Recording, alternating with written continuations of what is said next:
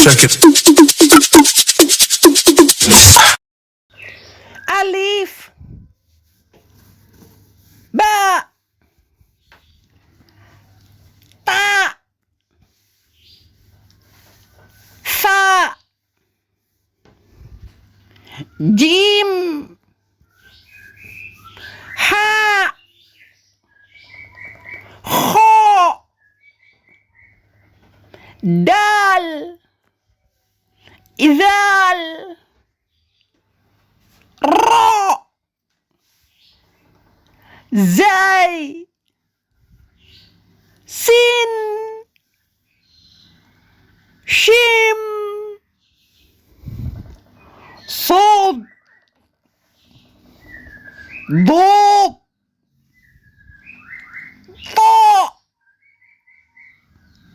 zo, ain, ogain, fa,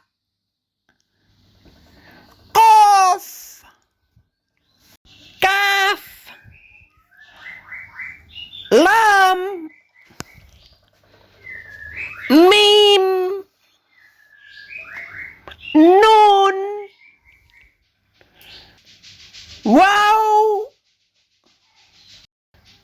ha, lam alif, hamzah, ya. Hore teman-teman, kita sudah belajar huruf hijaiyah.